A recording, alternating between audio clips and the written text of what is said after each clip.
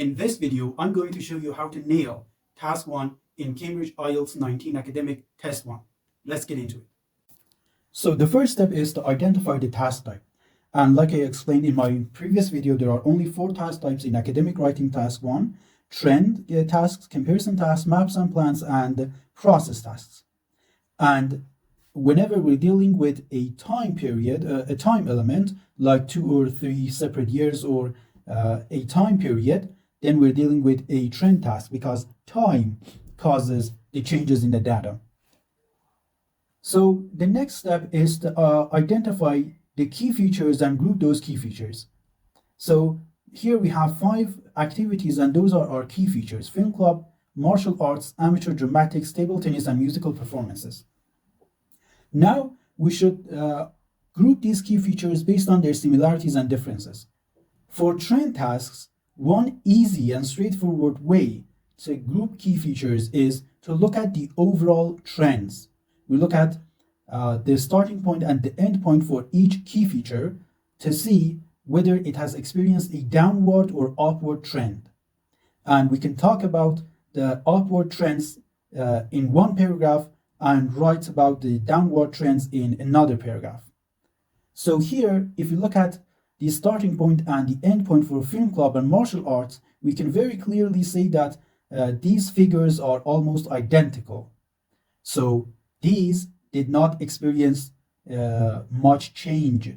So we can group these and write about these 2 activities in one paragraph.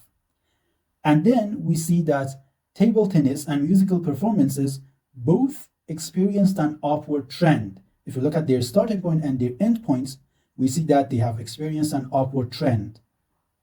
So we can write about these in another separate paragraph. And that leaves us with one paragraph, amateur dramatics, which has witnessed a downward trend. So we can write this in a separate paragraph. So far, we have 3 paragraphs: one for film club and martial arts, one for table tennis and musical performances, and one for amateur dramatics. So now for each key feature, we have to report the beginning point, the data behavior, and the end point. And we should also talk about the peaks and troughs in the diagram. So now let's paraphrase the task. The prompt reads: the graph below gives information on the number of participants for different activities at one social center in Melbourne, Australia for the period 2000 to 2020. So the prompt says the graph, I can write the line graph, gives information on, shows the number of people, shows the number of participants, I can write the number of people who took part in different activities, various activities at one social center in Melbourne, Australia for the period 2000 to 2020. I can paraphrase that and write between 2000 and 2020. Now the next step is to write an overview, and there are 2 important things to keep in mind. First, we should not provide any details in the overview paragraph. Second, we should only talk about the overall trends and most important changes. So what do we see when we first look at the diagram we're given? That is our overview. And when I first look at this diagram, I can very clearly see that one activity is by far the most popular, and that most of these activities, the participation figures for most of these activities either increased or relatively stood the same. So that is going to be my overview.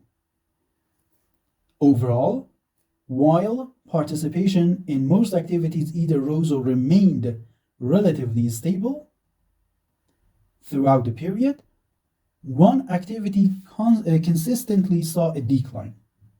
Like I said, most of them either rose, their participation figures either increased or remained relatively stable, except for amateur dramatics. And the next point is, like I told you, the fact that one activity is by far the most popular. In addition, one particular activity remained the most popular among participants across the 20 years.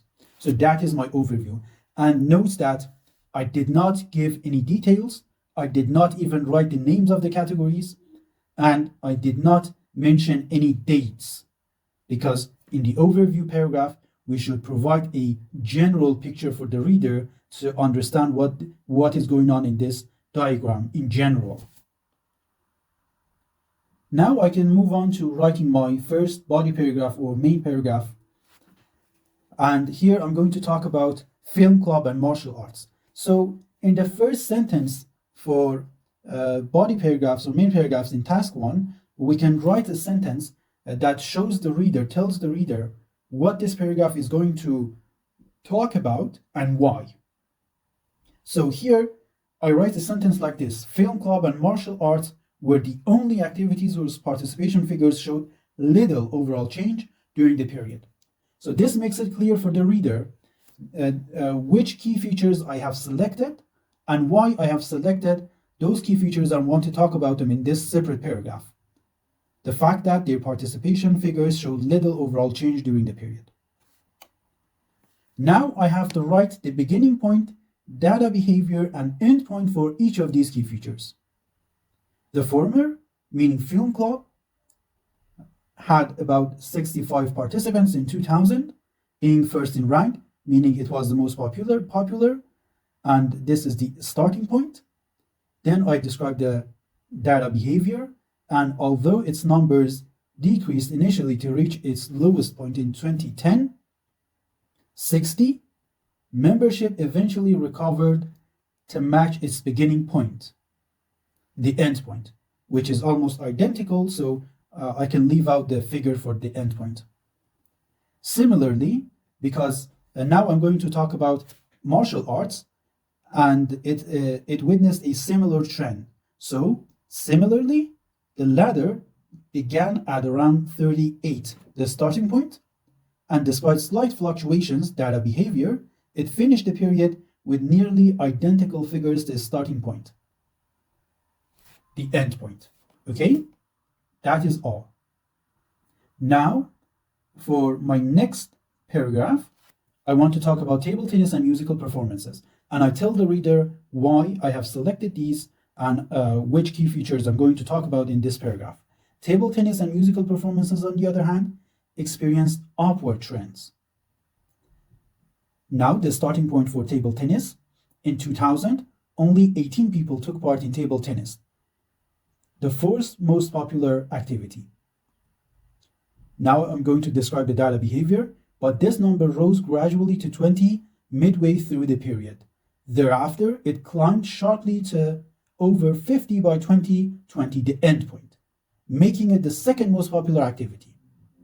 And I notice that I also write these things, that I say which one of them was the most popular, which one of them was the least popular, which one of them became the second most popular. So this is how I make comparisons in my writing, and that is necessary for writing task 1. We have to make comparisons. So now I talk about musical performances. Musical performances, in contrast, again I'm making comparisons, had no participants until 2005, the beginning point, no participants at all. Now I describe the data behavior. When people suddenly began to engage in this activity, its membership then grew steadily, overtaking amateur dramatics to reach around 20 by the end of the period, the end point. And finally, I write my last main paragraph, and here I'm going to talk about amateur dramatics.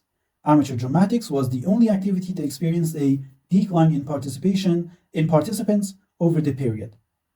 In 2000, the starting point, approximately 28 people took part in this activity.